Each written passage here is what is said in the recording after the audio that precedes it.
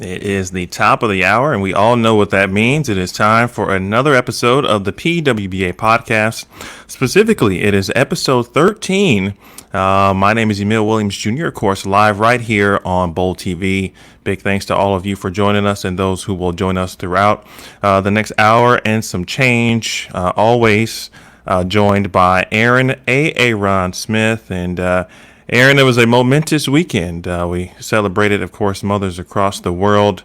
I know you were feverishly buying some flowers last week, so did everyone get their gifts on time? Still waiting for one set of flowers to arrive, and that's to my mother. So No. I'm not firing on all cylinders right now, but they're en route. Florida is a very popular place for flowers. So hopefully those will be on the way, but got a chance to talk with my mom for a little bit yesterday, so she understood. But obviously for you, the first Mother's Day in the Williams household for Trey and Shanice. So how was that? No, it was great. It was really good. I did some flower shopping myself. Last couple days, got a cool gift, and obviously was just able to share with the wife. There's wasn't much, of course, that we could really do, and normal plans were certainly adjusted, if that makes sense. So, but it was nice to just have this opportunity to share in that, and the kid was all fun and games as he normally is, and I even got a gift, or I should say, Shanice received a gift from Trey as well as me, so that was good. He's such a gentleman. He is. It won't be the last time. I think is how it's going to go. So now I'm anxiously looking forward to Father's Day. So as you should. I can't wait. Like I'm finally in this club, so I'm looking forward to that. Excellent. Indeed. So without further ado, again, episode 13, we've got a great guest, of course, and you may have heard of her. It's possible she has had a career that has certainly withstood the test of time, spanned across multiple decades, and one of the greatest to ever do it. 27-time professional titles, 27 titles, that is, on the PWBA Tour. And we will open up with a clip from the PWBA Las Vegas Open. This took place back in 2018. By the way, she is none other than Leanne Hulsenberg. No specific, situational ties to this clip, but Aaron, I know you like the end result. It is, yes. It's a fun clip. South Point. I always love Las Vegas, and it's always fun to see Leanne throw strikes because it does cool things like this. Get over there. Come on. Get it out. Bang. No. There it is. So with that, Emil, let's bring her in. Let's do it. Ladies and gentlemen, please welcome the PWBA USBC Hall of Famer herself, Leanne Hulsenberg. Leanne, how are you? Hi, guys. That was the slowest rolling messenger I've ever seen. The important thing, though, is you get messengers because I don't, so I'm very jealous of that. And so I think they used to be a little faster, but I think that's an old age messenger. We're actually going to get to that show in just a little bit, but we do want to start off with, how have you and the family been during the past few months? Of course, the country and the world has been dealing with COVID, of course, and it's been different in various states. So how have things been with you and your family and in Utah? You know what? Everything's been pretty good here. Gary and I talk often about we haven't been affected a whole bunch per se. We're still working. We're here at Storm, and we're still working. And he normally travels a lot, and he hasn't traveled, so that's kind of a nice thing for him. And we're still married, so that's a good thing, So our son was sick. Yeah, our son was sick early the last week of March. Barrett got sick, and so that kind of freaked us out because he had a lot of the same symptoms, and I don't know if it was just us hitting the panic button, but he doesn't really get sick. Like, he's a pretty healthy kid, so that scared us.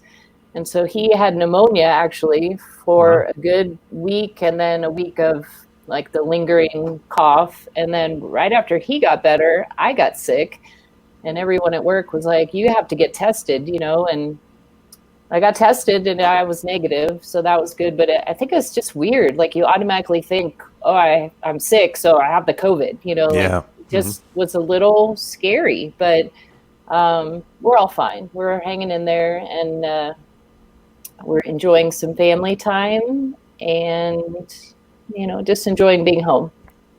Did you guys have a nice Mother's Day? We did, and I wanted to tell you, Aaron, that I made my mom this really nice photo book for Mother's Day, and Gary's mom a really nice photo book, and my mom didn't get hers either. So You're not the only one. So we're in the same boat then. So disappointing. And Emil, you did a good job. Happy first Mother's Day to your wife, and good job getting the present from Trey. That's a good move on your part. Yes. I try to do what I can. I've learned over the years, and just paying attention, like what we should do. So I'm just looking forward to next month, and hopefully Trey will return the favor. You set yourself up. You had the first go, so now you set the precedent for the holidays. So good move for you. Yes, we had a good day. We went for a little hike. The weather was really nice. It was about 80 degrees yesterday, so it was nice and warm. So the only way I can pretty much get the family out for a hike is, the Mother's Day excuse. So I like getting outside more than they do. And so we went for a beautiful hike, and then they made me dinner, and they promised me a small getaway when things start to open up a little bit. So we were looking at like the national parks in Utah, and none of them are really open yet. And we thought it's still kind of weird to want to go somewhere. So we're going to table that for another month or so. Excellent. That's great news, and happy Mother's Day, or happy belated Mother's Day to all of everyone's moms, fans, and whoever may be watching, certainly on Bowl TV. By the way, folks, you have some questions in the chat. Please be sure to drop them in. We will get to those at a couple of points within the show. Speaking of shows, the Storm social media team and the marketing squad, obviously, Leanne, yourself, been involved with a ton of live shows. They've been great. Shout out to you guys for almost kind of kickstarting, kind of the content from a bowling perspective on Facebook and across social media. Talk about some of your favorite shows, moments to this point, and kind of how the setups have gone. Home setups for some of the things you guys do. Line dancing with Kelly, for example.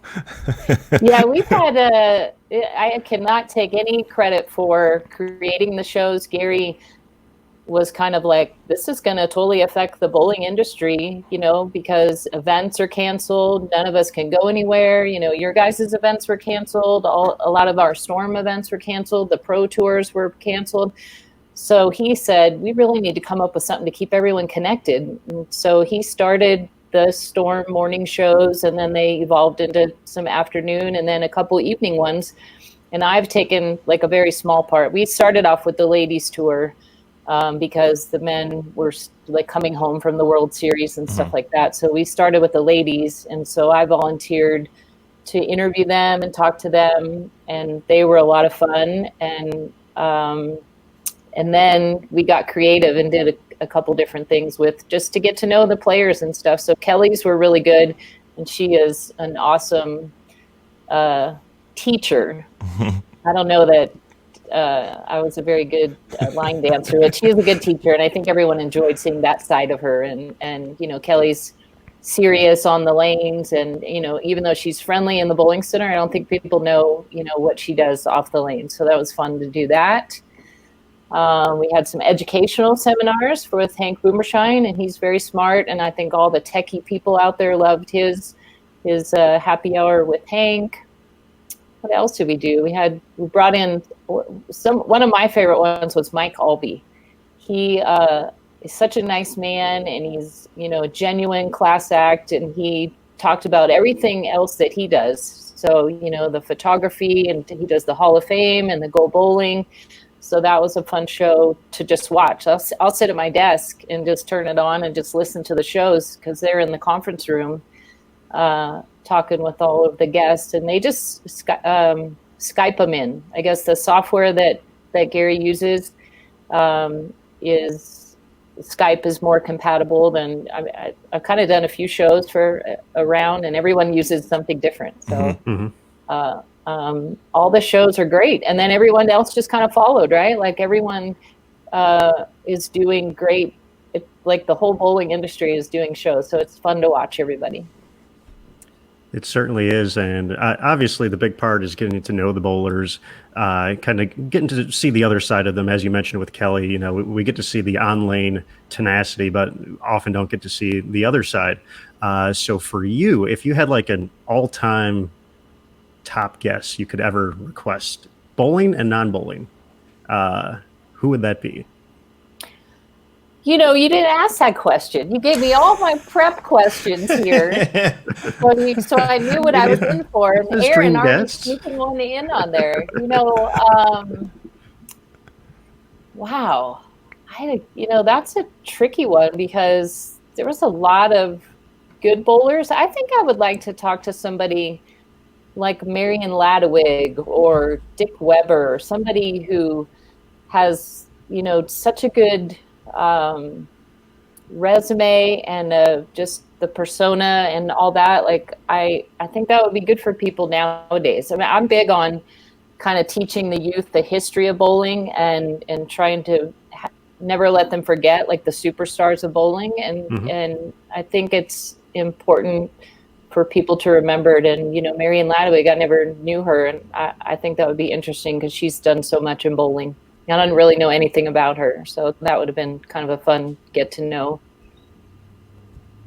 Yeah, couldn't agree more. Absolutely.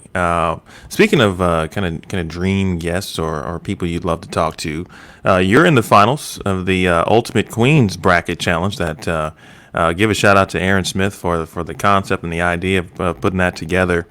And you're facing Kelly, of course. In this instance, you've won the Queens back in 1999. Share some behind the scenes moments, if you will, from your win. And then from a Kelly perspective, maybe some memorable matches that you two have had or moments wherever they may be. Yeah, that's a fun contest. It was fun reminiscing. And I voted not just for myself, but I voted for all the competitors. And I actually did it in a very logical bowler way.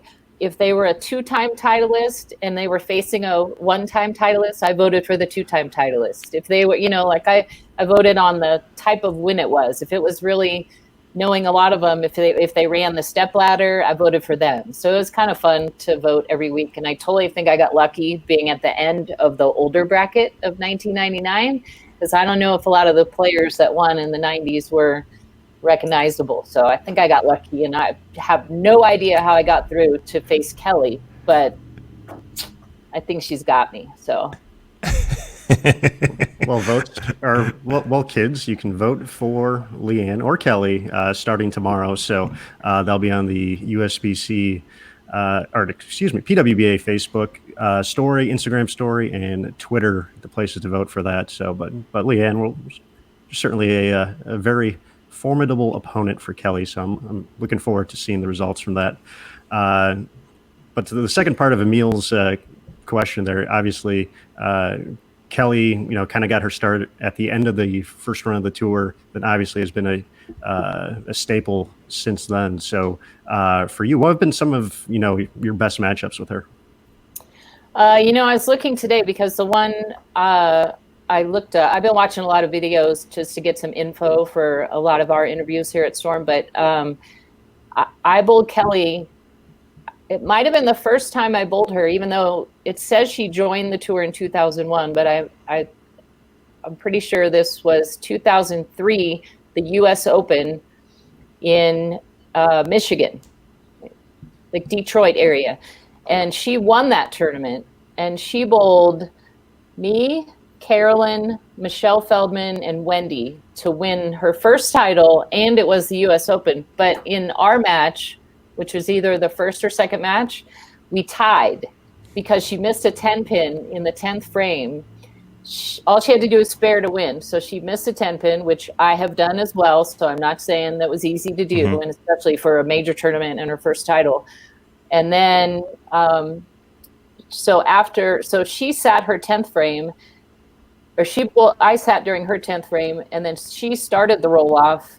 She struck, and then I think I was sitting, so I was slow, and I went high on the first shot and spared it, and then I went high and left the 3, 6, 9, 10 and spared it. So all she had to do was get like 8 spare 8 to win. But that was a good match. And that was a few times that I have bowled her. And I don't know what our record is, but that was a good win for her. Well, we know you have a one particular win against her, and that'll come up a little bit later in the broadcast. But you rattled off some of the names in that step ladder, and that was to get any title, let alone a U.S. Women's Open title against that caliber of player is just very impressive. So for you, kind of during your time on tour, who were your toughest opponents to face in those situations? I get that question a lot. They say, who is your big rival on tour? And I've never really had one specific person that I could actually name. I don't like bowling her or whatever. And so I often think like, who did I bowl? And I think I was around a lot. So I bowled against, Nikki Giannoulias a lot when I first came out on tour. And I think after thinking about this question a lot, I think it was probably because we like the same type of patterns, because we both hooked it a little bit. So I bowled her a lot. I also bowled Lisa Wagner when I first came out on tour. And then I bowled, we just had Wendy on our show. And so I was looking up clips for Wendy, and I didn't realize how often I bowled against Wendy. So I bowled her, and then probably Kim Adler I bowled against a lot, and she was pretty fierce. She wasn't super friendly. She was very much a game face, like some people are your friends. So when you bowl against them, you're like giving 5 and, winner buys dinner or type of thing, but some people were very, very competitive and game face. And that was Kim Adler and Wendy. I think she was extremely work, job to do type of thing. So Michael Jordan-esque. Yeah, which is good, that's probably why she won so many times. Yeah. Aaron and I have been watching The Last Dance a lot. It's been my go-to, look forward to on Sundays.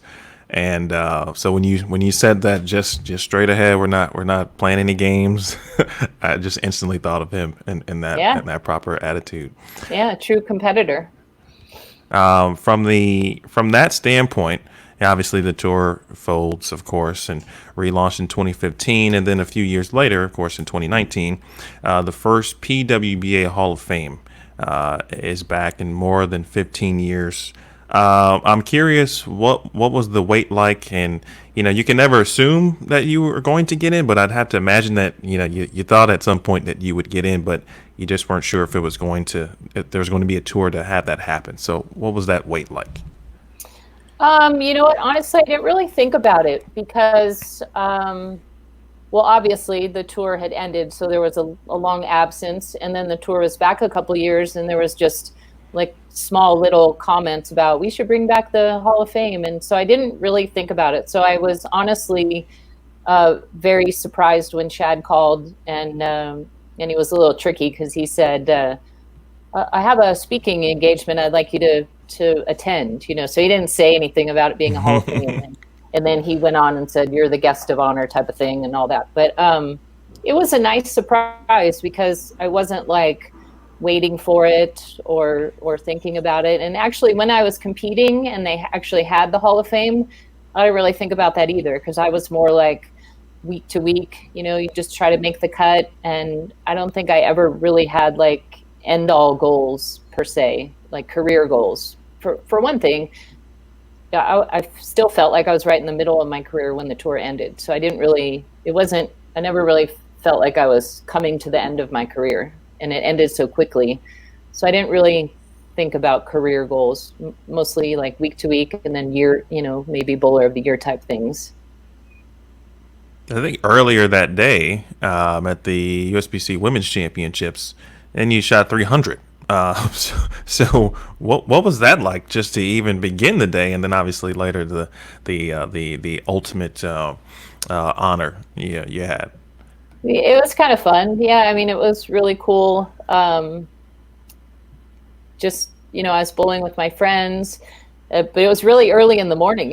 I think our squad was at 8:00. I think was our squad time. So that game was game 2, and it was probably at 9 o'clock I was bowling at. So still early. I was probably really not thinking about bowling as much because I was, knew the rest of the day was going to be busy and exciting and nerve-wracking. So it was fun. And I hadn't bowled 300 in a long time. So it had probably been 3 or 4 years since I bowled 300. And it's always fun. I was bowling with Blair, our double. So it was pretty cool. There is Blair. And I think, you know what, we don't really talk about the 300. We talk about the 170, 180, our first game that we bowled, and how we missed winning the doubles title. So, but it was a great memory and a great start to a wonderful day for us. My family was there, and, it was just a lot of fun. I will confirm that was the morning squad, because I was there for that. And you were there. It was very early, and we had a pretty hectic day the day before. So that just continued on, but it was super cool because it was a big part of history. That was, I'll put on my women's championships hat for a moment. You became just the second player ever to have a 300 and an 800 at the tournament. So that was pretty awesome to see. And, of course, all the wins, basically the Grand Slam at the WC. So it was definitely cool, especially knowing that the Hall of Fame banquet was happening later. Yeah, it was cool. Things like that, I think, are just meant to be. It was similar, not similar, but, like Tommy Jones, what a great story this year when he was inducted into the Hall of Fame and bowls 300 to win the tournament. And I had to tell Darren Tang that because he beat Darren Tang, and Darren was very dejected. And I said, some things they're going to happen, and they're meant to be, and it's that person's time, and it makes for a really good story. And, if you're around long enough, you know that some of those things just happen, and they're really cool. Your speech was really great, by the way, at the Hall of Fame. And I'm just curious because, when you watch Hall of Fame ceremonies, the athletes always talk about their speech and just kind of, what it took to even come up with it, and they didn't want to leave people out. So how long did it take you to write your speech? Did you have to start over a few times? I think I started kind of thinking about it. I mean, it was easy to write.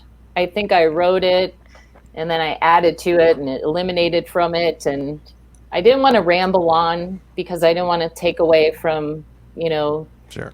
Donna and Wendy, and I know it's a long night for people. And I know that there's probably only really a few people who really care about what you're actually saying and the stories that you're telling, but I wanted to have a theme, and my theme was like gratefulness, for what the sport of bowling had given me. So I tried to just have a purpose for the speech instead of just rambling on and telling stories. And I hope that I did that. And I was very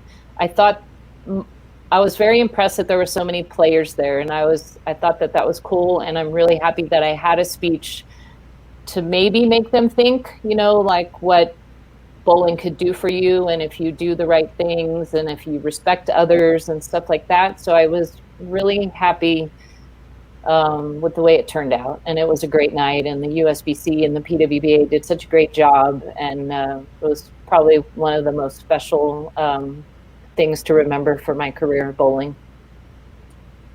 I think one of the cool things we've heard from folks who were there that day, and Jason Thomas to Neil Milligan mentioned it often, is that Jason Overstreet, who emceed the event, would essentially read the list of accomplishments from each of the players, throughout the course of their great careers. And I know both Jason and Tennille noted it's like the looks on the players' faces when they would hear all the TV shows, all the wins, just all the great accomplishments, was just something that I think really struck a nerve with a lot of players. Is that, wow, this is, not only is this out here for us now, and it's awesome, and we have it again, but man, we have some big shoes to fill to get up to those numbers. Yeah, I do. I think that was great. And I thought Shannon, O'Keefe, and Stephanie were sitting behind me, and they actually came up to me after the thing, and they said it was so cool to watch Barrett, my son, watch the video, because, he only knows like US Open on, from where he was involved. And I like the fact, the other funny thing was when they showed the video of past shows, and they described me as like the bowler who used to hook the ball more than any other bowler, but the ball really wasn't hooking compared to nowadays, and I just thought it was a great night, and they did a great job. And you're right. I think it's important that they know the history of bowling and the bowlers who came before them, so they could strive to be that way and be as good and all that, and then just a little bit of respect for what the players came before them. Just want to give a couple of shout outs. Let's see, Gary Ryan in the chat just wanted to say hello, give a shout out to you. Pamela Alvarez is in the chat. To know the family all is well, she said. Leanne, and we'll say hello to Jasmine, Chris, and everyone else who is watching currently again on Bowl TV. Thank you very much.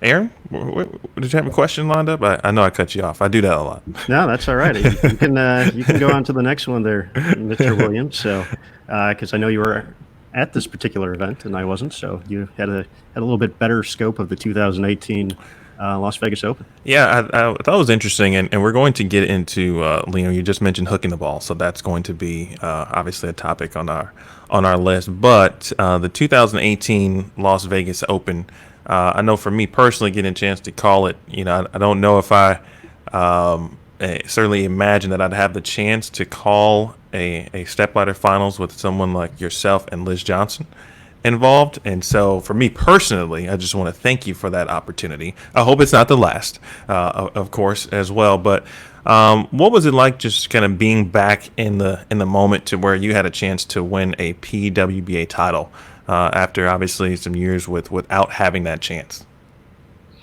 Yeah, it was very cool. I mean, I wasn't on the TV show the whole tournament. I was kind of in the top 10, but I had a really good feel for the pattern and the lanes, and things it's one of those things, they just kind of matched up and were going well. And I don't know. I mean, I don't have any regrets on that. I bowled really good the first game, but I wasn't really nervous, and I was really focused on, this is an opportunity that you don't have very often, and your opportunities, I'm smart enough to know that they don't come around as often as they used to.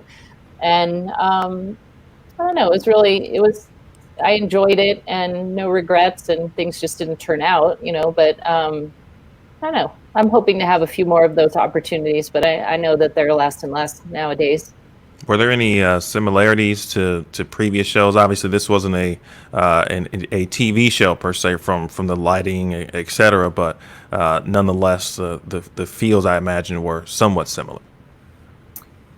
Yeah, I mean, I think anytime you go from the tournament, this is where I always had trouble with my nerves and everything. The tournament is like everyone's bowling and everything's going, and then you stop and you do the stepladder, mm-hmm. and all eyes are on you. So I was never really one who enjoyed that.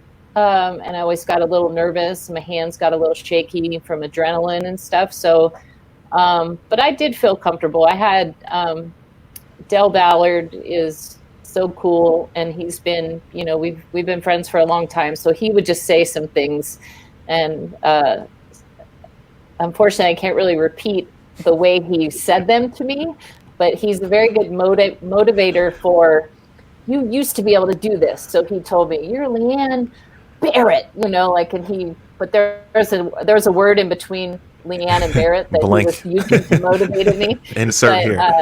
He's like, you can do it, and he's like, you're Leanne Blank and Barrett. You can still do this. And so he had me just kind of laughing and I mean, it helps to be relaxed when you're bowling. And it was just, but I really wanted it to happen, and I was like really excited, and but it's okay. It's tough competition out there.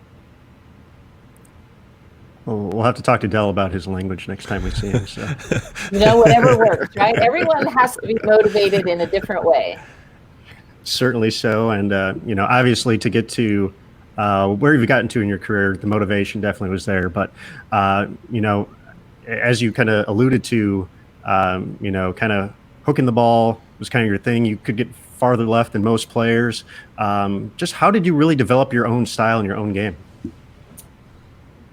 I'm not really sure. That's the way I bowled when I was a kid. I just did that. I watched the men bowl a lot, on Saturday mornings, and it's kind of how I bowled. And people always told me to try not to hook it that much. And, I had a good coach Bud and Renee Covington. Renee was our youth director in Fremont, and her husband Bud was my coach, and he just let me go and just, gave me small tips here and there and everything. But I don't know. I mean, I think it was just the way I did it. My grandfather helped me a lot, and he would just give me pointers, but I don't know where it came from. How about the nickname, which, from Boomer, for those who may not know, but and I think I may have heard you tell a story about this before, but how did you get the nickname, and who, kind of gave it to you? Yep. When I went out on tour, I made friends very quickly with Nikki Giannoulias and her roommate, Elaine Blamenberg, and they gave me the nickname. They're like, "You boom the ball," and they just kept calling me, Boomer and all that stuff. And I lived in Oklahoma at that time. My dad worked for General Motors, and we were transferred to Oklahoma, and so they're the Boomer Sooners. So I think a lot of people put that together, but that wasn't really it. But it was okay that they associated it that way. But and then over the years it changed to nicknames from Boomer, just Boomette and Boomer Ann. Kim Kearney calls me Boomer Ann, and just affectionately named. But it's funny because this past Friday, a couple days ago, we had a Zoom call with Kim and Cindy Coburn Carroll and Alita Sill and Nikki and Elaine, and we were all on this call together, and it was the best thing ever. We started at 6:00 my time, and I got off at 9:00. So we had a 3-hour Zoom call, and we told a bunch of stories, from way back, and we jogged each other's memories and brought up a lot of stuff. So that was good times Friday night. Now, were they your roommates on tour, or was that just kind of the group you guys generally hung out with? They had a motorhome. Nikki always had, they had vans, and then eventually they were in the motorhome crowd. Alita had a motorhome, and Nick and Elaine had a motorhome. Tish had a motorhome. Carolyn had a motorhome for a little while, but they were just kind of like my role models. Nikki was from Northern California as well, and I didn't get to know her until I went out on tour, but she was my idol. So for them to take me under their wing, and I just hung out with them a lot. I never roomed with them or anything, but I just hung out with them a lot. Are there any stories that you can share with us that are shareable for the viewers, of course, that something that's funny and you could talk to? Oh, it's been more than 30 years since I started and bowled on tour. I went out on tour when I was very young, but we talked about Friday night. We talked about the time Alita was traveling with Nikki and Elaine, and they stopped to get gas, and they put the gas nozzle in the motorhome, and then they went in to get food. Uh-oh. And Alita was so happy she got her food because she was hungry, and they drove off with the gas attached to the motorhome, and it broke off, and the hose went off, and stuff like that. And we have so many funny stories. Going the wrong way on the freeway one time, not me, but Alita. Just funny. I mean, I think that we really should have written a book, and it could be, for sale nowadays. But I wish, that's my one regret, that I didn't make a journal, just kept a journal. We don't have Facebook back then, we don't have the funny memories that you can do. Mm-hmm. So I wish that I had kept more of a journal, because even now I realized that I don't remember half the stuff that happened. And when we get us all together and we talk about it, it brings up all the fun times that we had. And but I was a little bit on the boring side. I was like, go to the bowl, do my job, go back to my room. I didn't really go out. I was very boring. I just kind of bowled. And so I don't really have a bunch of funny stories as far as that. We did have a bad story, but Lisa Wagner and her roommate had checked into a hotel, and there was a man under the bed. He was like a hotel employee or something, and they realized that he was in there, and they left. So these are things that I share with the young girls now. I'm like, you better check in your room and check under your bed and check in the, before you check in. So this, Wow. Yeah, I know it's scary for the women Very much. Traveling by themselves and stuff. But yeah, just random stories. We have a lot of fun times. We had a really, that's the biggest difference between the tour nowadays and the tour back then. Back then we had 6 and 8 week fall tour, spring tour, stuff like that. So we were on the road that whole time. We would bowl. Our tournaments were 4 and 5 days long, and then we would travel, and then we'd have a laundry practice day, and then we start the whole thing again. So we actually had time to hang out together, and we had birthday parties and stuff like that. So our group of women did a lot of things together. We went to baseball games.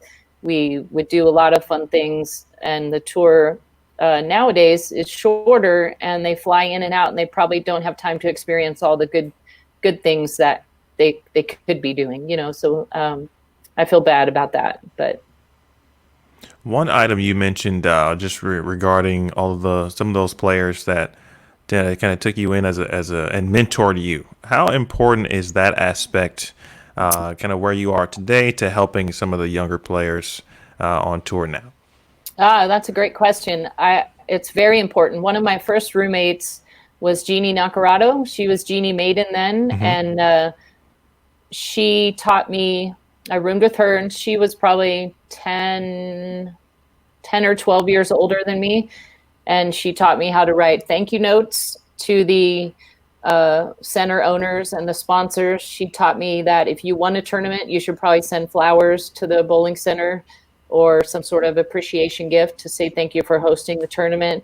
Her and Rob and Romeo taught me, just all the things, how to be a good professional, basically, and the men, the PBA had PBA school. And I don't know if they taught them, the manners and, the off the lanes things in PBA school, but the women didn't have that. So I thought it was important that our role models taught us how to be a good professional and respect. And that's what I try to do. We have a lot of young staffers on our Storm and Rotogrip staff here, and I try to help them, and I offer any, advice, or if they need anything, I let them know, I'm here for them and I can help them in any way, Shout out to Jeannie and Robin, two of my favorite folks to see every year at the Women's Championships, Senior Queens, wherever it may be. So, but I could definitely see them being just great mentors in that. We talked a little bit about Northern California as well, and kind of how is that particular influence on your game? We've heard a lot of stories about California, and the bringing up a lot of young bowlers the right way. So how did that community kind of impact your game and your career? Well, when I was growing up, we had very strong youth bowling in Northern California. We had holiday tournaments. So every holiday there was like a 3-day weekend team doubles singles tournament, North and South in California.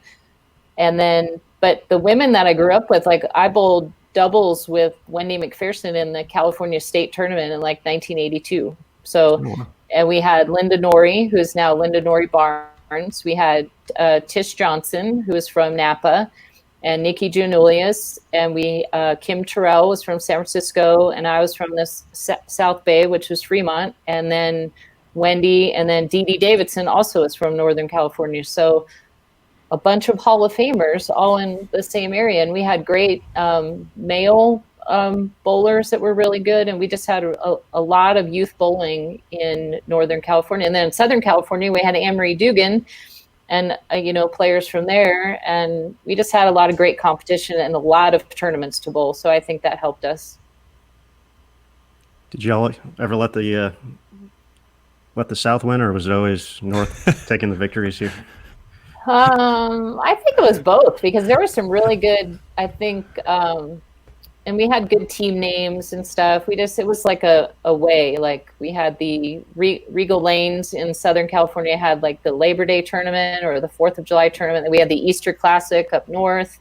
We just, would travel a lot. And that was when I was really young. So, because I moved to Oklahoma when I was 15. So from ages to about 12, 13, or 14, I bowled a lot of tournaments against kids who were like 16, 17, 18. So that helped me. Interesting times, man. I spent a little time myself in San Francisco, and I didn't bowl a lot at the time, but I did practice, or at least attempt to.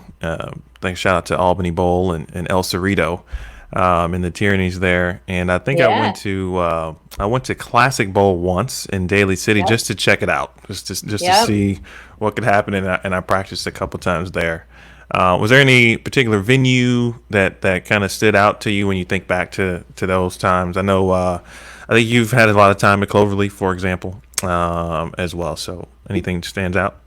Yeah, well, I grew up at Cloverleaf Family Bowl, and it was a great bowling center then, and it's a great bowling center now. I had an awesome youth director. My dad bowled 3 leagues. My mom bowled 2 leagues. I used to keep score because they didn't have automatic scores, so I made my $5 a night. That was my sneaker money. When I got enough weeks going, I could get a new pair of sneakers. But every year I looked forward to, in December, there was a 10-gamer on Christmas break at Castle Lanes. It was L&L Castle Lanes, and it was where Kim Terrell grew up. I didn't know Kim then. Kim and her sister Sandy bowled at Castle Lanes in South San Francisco. And they had this the parking lot was up on this, next to a rock hill, it was, I don't know. And we used to put our T-shirts up on the rock, like our bowling center T-shirts. So we would claim we were here. So that was always one of my favorite tournaments to bowl. Very cool. As we're reminiscing about some centers, you guys are talking about California. I'm going to take it all the way to Indiana because I grew up in Indiana. You were the 1990 and 1991 PWBA Player of the Year, and you won both events in Hammond, Indiana that year at Olympia Lanes. So that was a place I got to bowl league. I had a lot of fun bowling over there. So going back to those events, what are a few things you can tell us about that event and things about Hammond you may remember that I can potentially learn more about my home area? Well, the hotel was directly across the street from the bowling center that we stayed at. So that was the first thing I remember. There's a White Castle hamburgers, not very far. I had my very first White Castle hamburger when I went to Hammond when I was very young. The lane conditions for those 2 particular tournaments were really hard. For some reason, I felt like I wasn't going to do well. I think it was longer oil. I had trouble getting my ball to hook, so I was always panicked when I couldn't get my ball to hook. I have 2 things that probably aren't so good about those tournaments. This is bad. I want to share fun stories, but these are just real life true stories. But one small thing, I never got my trophy from the second year that I won there. So I don't have a trophy. So I'm not sure what happened to it. I think someone was supposed to mail it, and I'm not sure what happened to it. So I'm sad about that. And the other thing is a terrible story, actually. There was an older gentleman who was watching me bowl at that tournament. And on the TV show, he was standing in the back with all of his friends. And he said, "That's my girl. That's my girl." And a friend of mine said, "How do you know her?" She could hear what he was saying. And he said, "That's my girl. She doesn't know it, but that's my girl." And he sent some candy to the hotel. And, I was rooming by myself, and I was probably 23. So it was a little weird. And my friend said, "She's not your girl, and you should, back off," or whatever. And they took him out of the bowling center.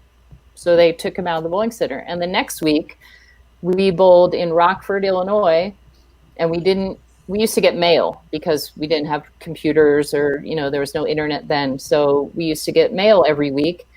And I was bowling practice session, and Fran Wolf brought me my mail, and I opened up this envelope, and this man, I'm assuming, had cut up all these pictures and put them in the envelope and mailed me this envelope of all these pictures of myself cut up in little pieces. It totally freaked me out. I dropped it, and someone came over, and so there was like a little beware of this situation because we were in Rockford, so it wasn't very far from Hammond. Sure. So it's just kind of scary to have something like that happen to you. And that nothing ever happened. So it was just kind of scary, but nothing ever happened. Okay, gotta watch out for those guys from Northwest Indiana, apparently. Yeah, so. I don't know if his name was Smith or what, but no, I'm just kidding. It was not me. It was before your time, Aaron. Long time ago. I mean, just on a quick note. I mean, I know, and you've mentioned a couple of things that this, during this time that I think about, and I know the players on tour think about, and Tennille is very good about kind of making sure players are thinking about those things, because you just never really know. You don't know, and it is important to be aware in that regard.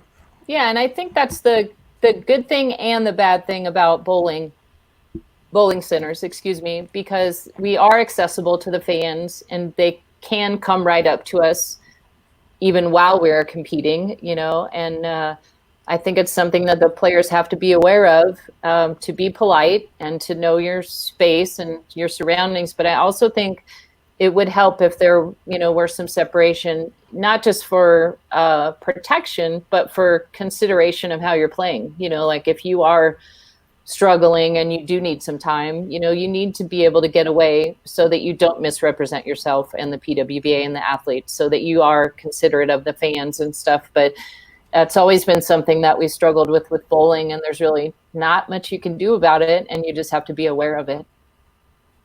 Mm-hmm. All right, let's move on from Indiana. Sorry. Start with Mike Aldi reference. Here we go. But let's move to another winning moment, though. So we'll jump ahead a few years. 2011 U.S. Women's Open. The finals held in Cowboys Stadium, Jerry's World.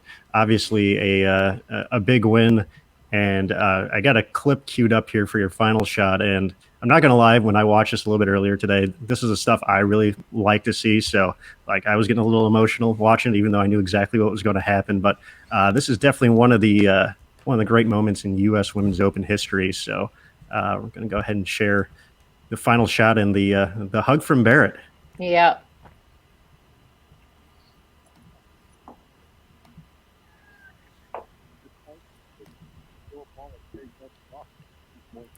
Did you throw a ball in Jerry Jones's office? No, but we got to go to the locker rooms and everything. It was fun. Dave Lamont on the call.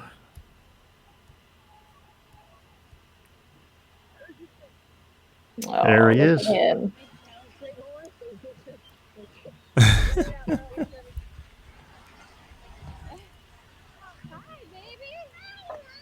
Oh, man.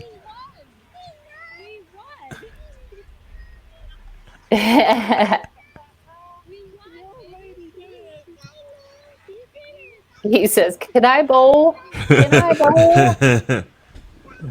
I don't see why not. We'll keep him on.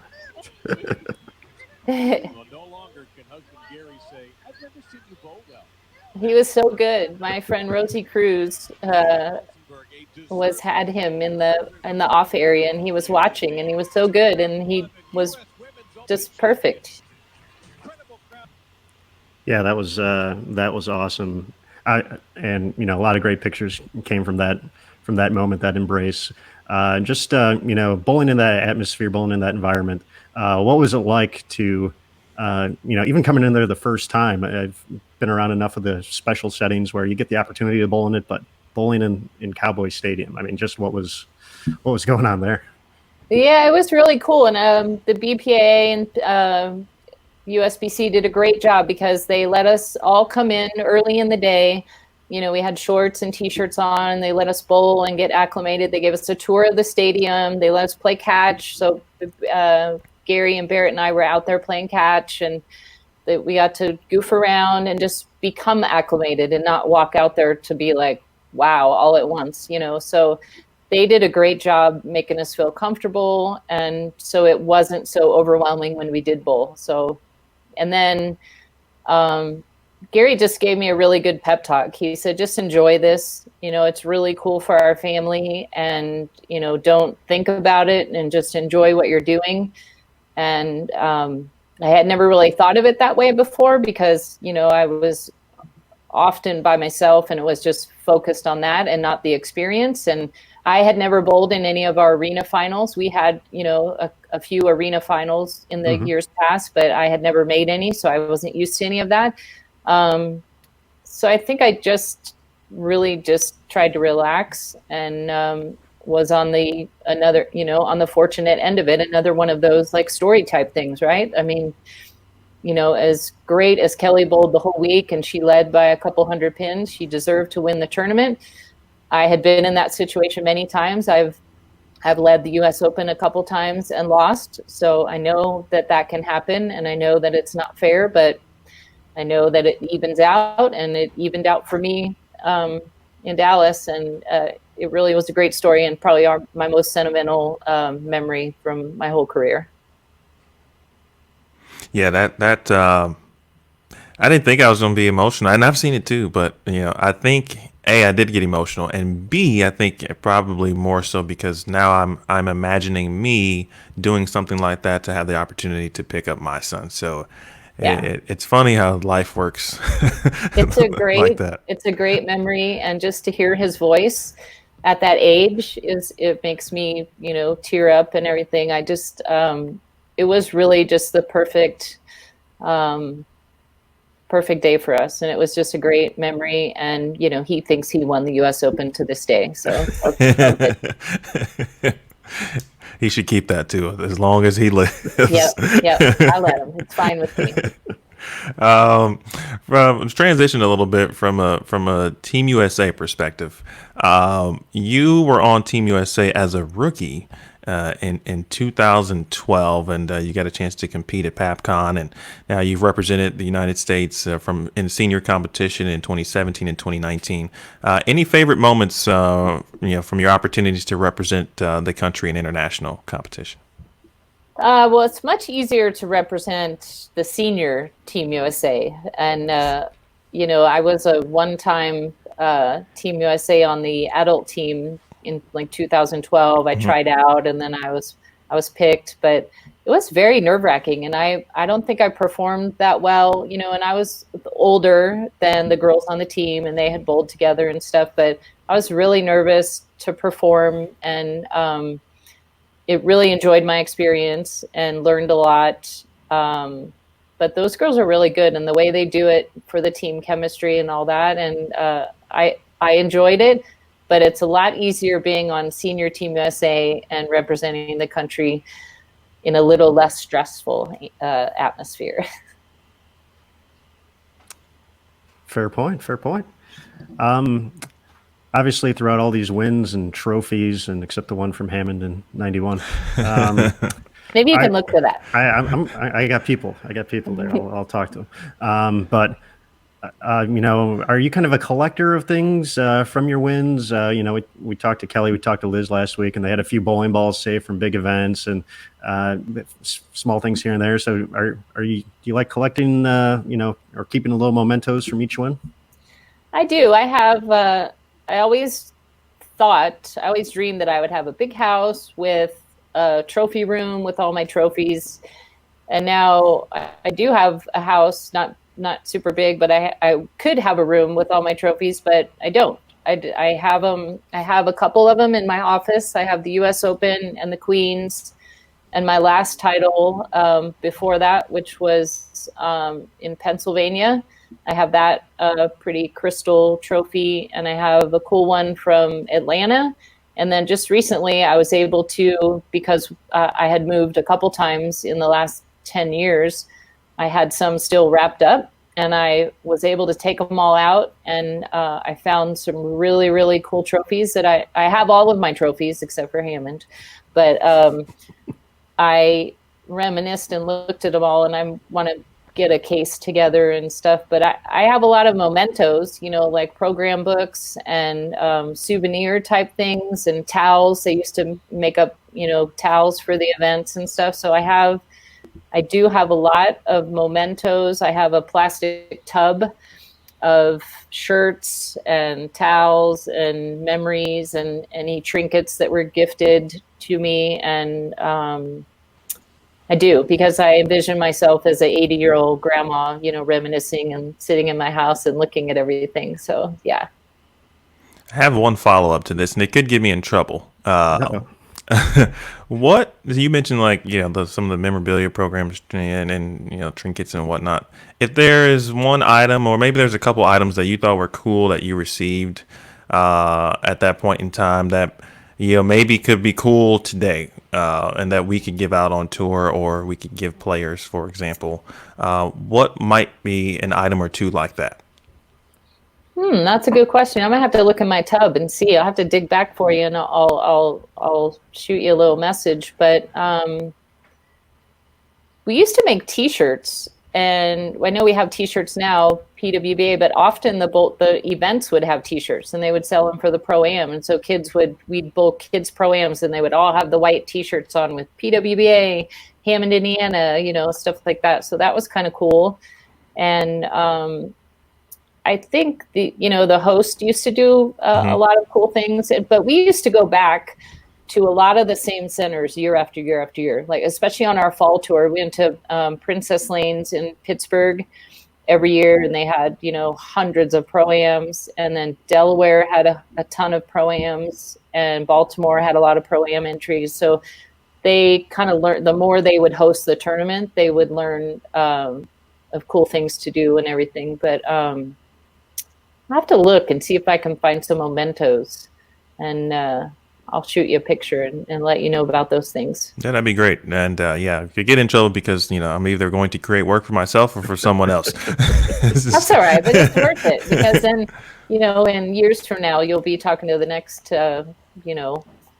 old person, and they can tell you all the stuff that they collected from your days, and you'll feel good about it. Absolutely. That's immediately something I thought about. Like, hey, I wonder what could translate to to this point, and what could work. So I can tell you that I've signed a lot of bowling pins, like the ones behind you. We've often have had bowling pins commemorative of events, and they do that now. I couldn't tell you how many bowling pins I've signed in my life, so I'm sure there's a bunch of those out there. Indeed.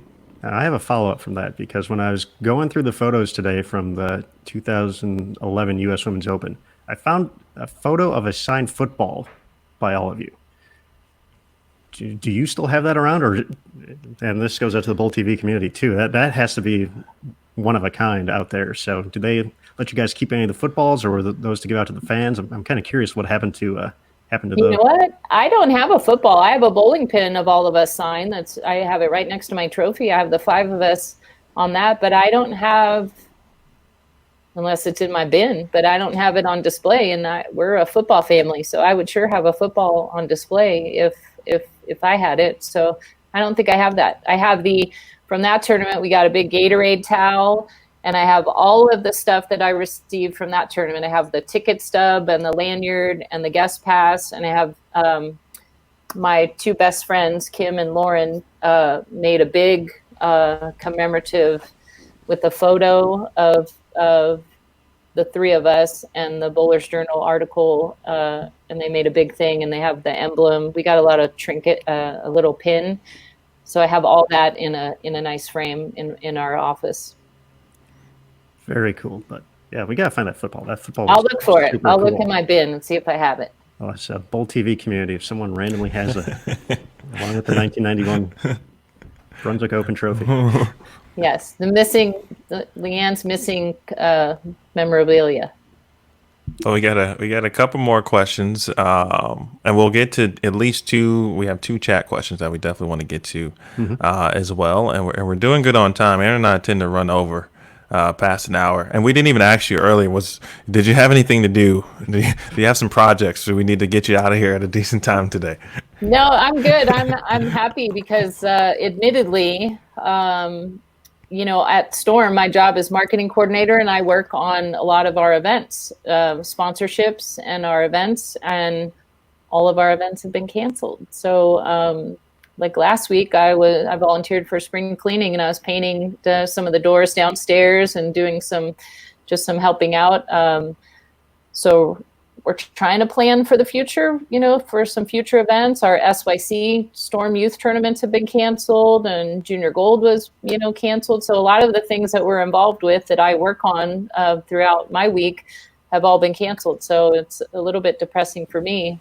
that I don't have a lot to do because I'm not really good at being bored, and I'm not really good at trying to create things. I'm more of the do all the things once they've been outlined. I'm the task person. So I'm happy to talk to you guys. And if you need another fill-in down the road, I'd be happy to chat again.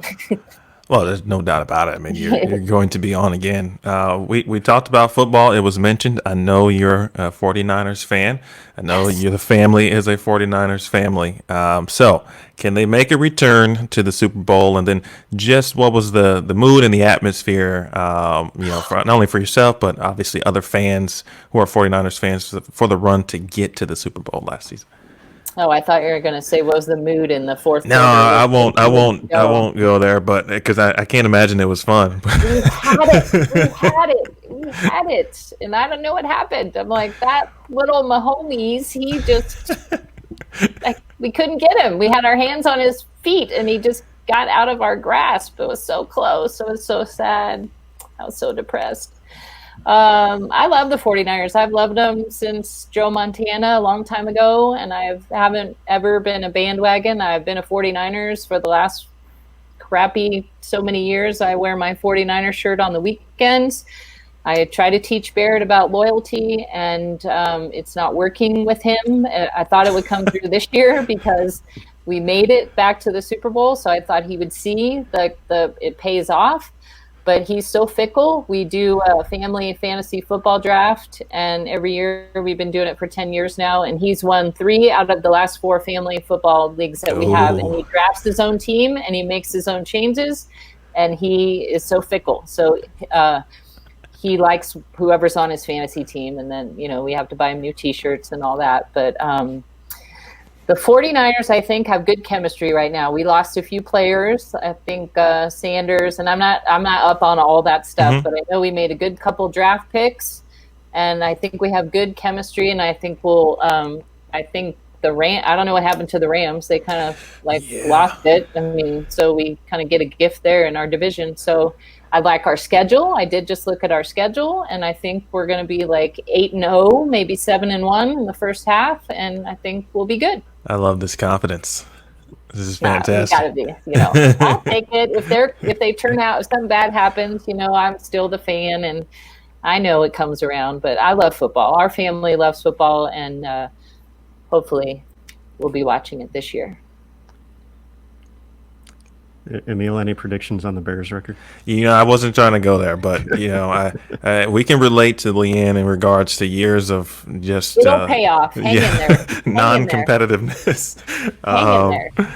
I'm curious because I've seen Barrett in like some Golden State Warriors gear before in photos. So from a basketball perspective, or even football, does he have a team, or is it literally just he's going from back to back? And then is it the Warriors from a basketball perspective?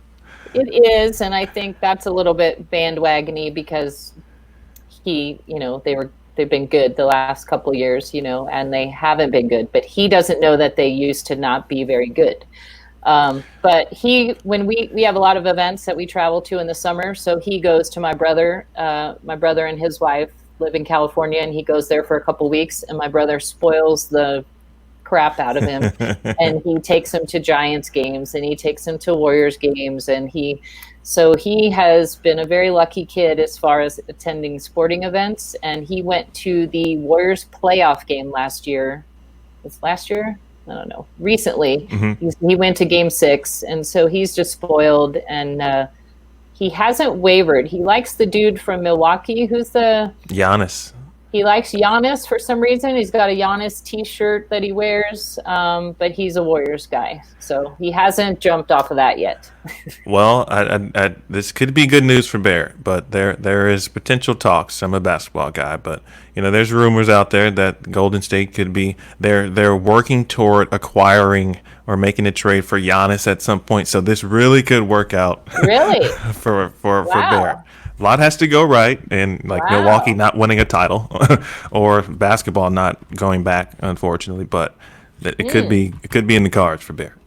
I'll have to mention that to him. I'm sure he'll say, "I know, mommy," because he's up on everything. He has this little ticker on his iPad that gives him all the NBA news. But Bear is my guy.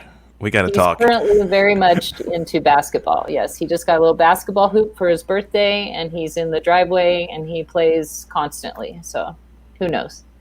Excellent. Aaron? Well, would you like to get to a few comments in the chat? Yeah, let's do that.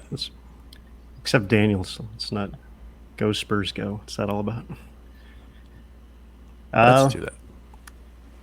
We'll start with Chris here.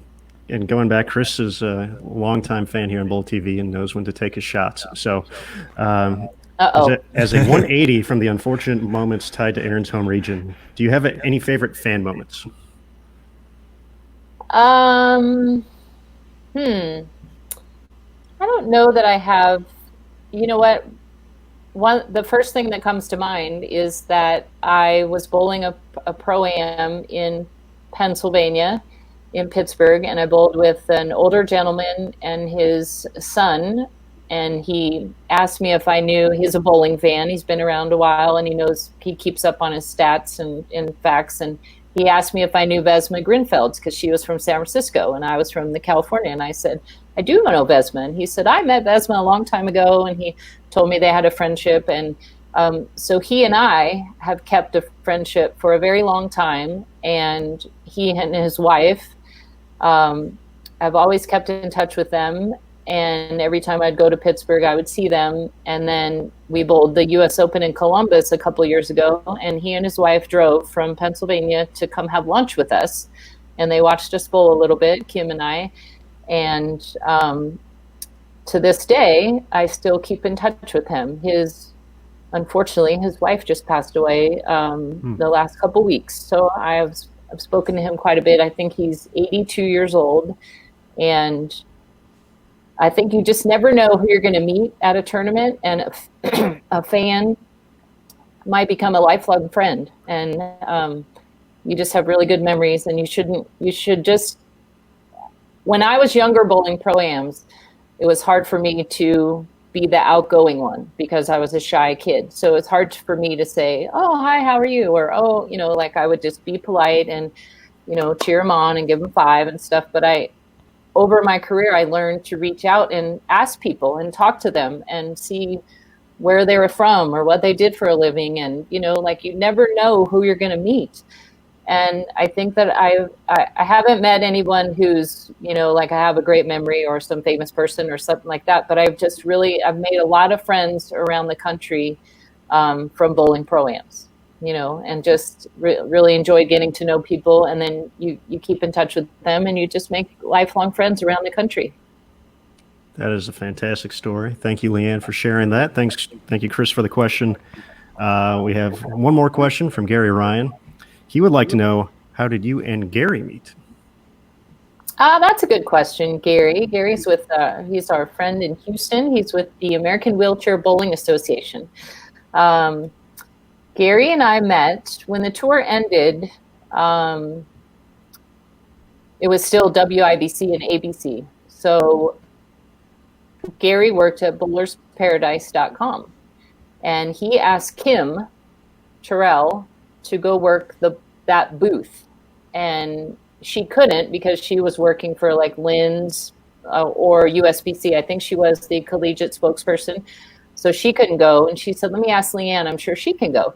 So Kim and I went to Wichita, and that's where the convention was that year, and we worked the booth for them, and I just got to know him, and I thought he was really funny, and we all went to dinner, Marcy Williams and Kim and Gary and I, and we were both, living in Northern California. We had never met before at all. We knew all the same people. We bowled all the same tournaments. He grew up in San Jose. I grew up in Fremont. They're like 20 miles apart. And we never knew each other. He worked for Ebonite at one point. He was a salesman. He bowled on tour. I was a staffer. We just never knew each other. And then we met. So we met later in our life. And it was a good time, I guess. Perfect timing. That's very awesome. Kim with the assist. Kim, she's got the responsibility there. I love Gary. We'll get back to it. It's funny because every time we get a chance to either see each other or talk, I feel like I've never really had a full conversation with him because I'm either always doing something at that particular time. I think the last time I saw him was at the US Open in North Carolina, and I was eating.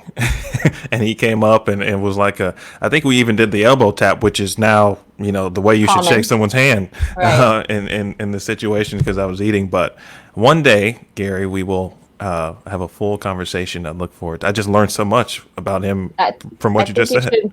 You should just plan an extra day, and you two should have a meal together, and then not have to go somewhere, and then you can just enjoy and chit chat. I think you would enjoy each other's company. I'm going to do that. Absolutely. All right, Aaron. I know this is a question you like. This coming up. True. I want to tell my Gary Hulsenberg story though. Oh, let's hear it. Okay. I think I was put into an awkward situation because I had never met Gary until the 2015 Junior Gold Championships, which was sponsored by Storm at the time. So they had kind of set up different guests to be in the booth. And so it was towards the end of qualifying. So it was like the time when, the Junior Team USA was getting selected and or getting, finalized and moving on to match play and all that stuff.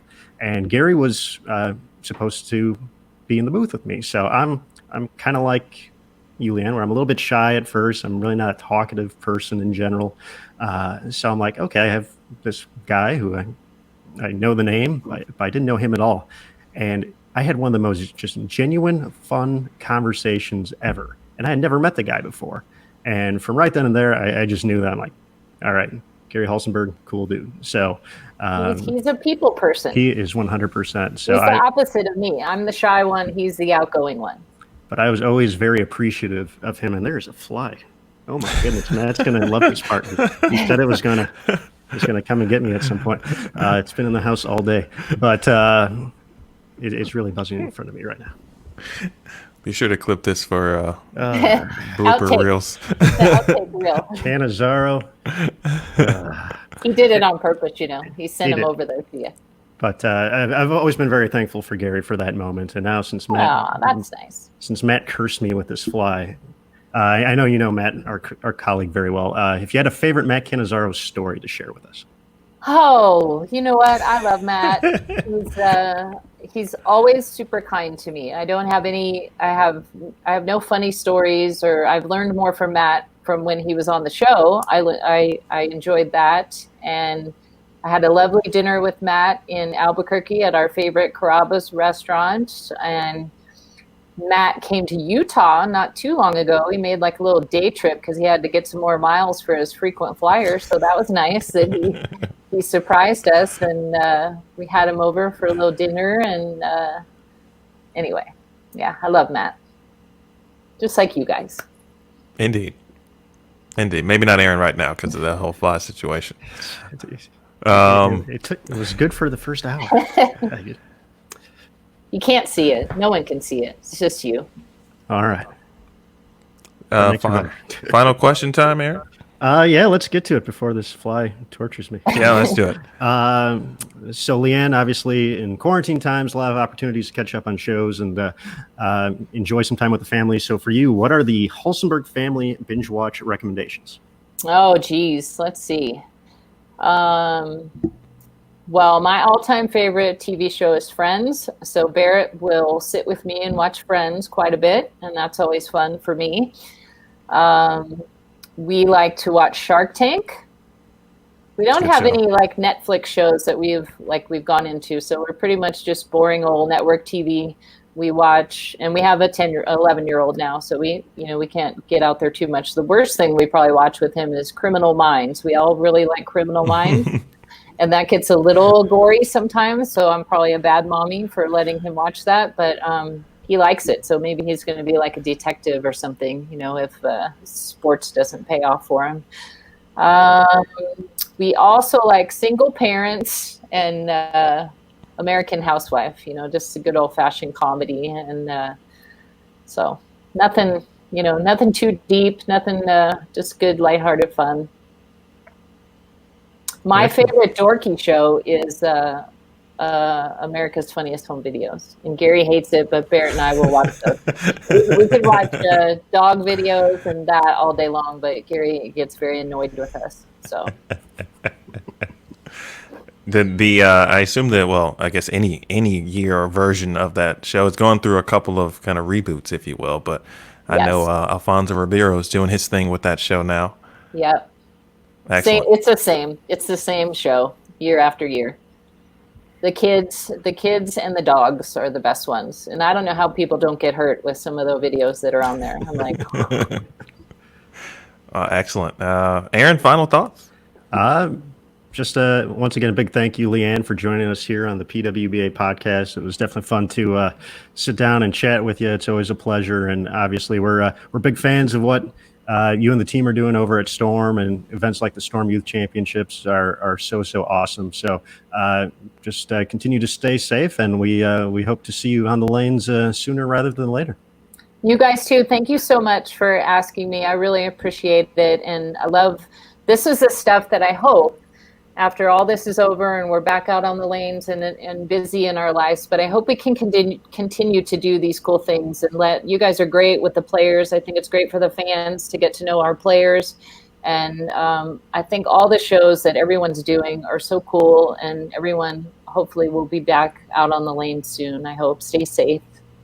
Absolutely. Thank you, Leanne. I want to thank all of our guests, our viewers and listeners today on Bold TV. Thanks for the questions, of course, as well. This has been episode 13 of the PWBA Podcast. Join us on Wednesday at 2 p.m. Eastern, 1 p.m. Central Time. We will have the reigning Queens champion, and of course, shot 300 in Louisville last year. So get a chance to catch up with Dasha Kovalova and talk about some of her recent accomplishments here on Wednesday. So for Aaron Smith, Leanne Hulsenberg, of course, my name is Emil Williams Jr. This has been episode 13 of the PWBA Podcast on Bold TV. Have a good day, folks.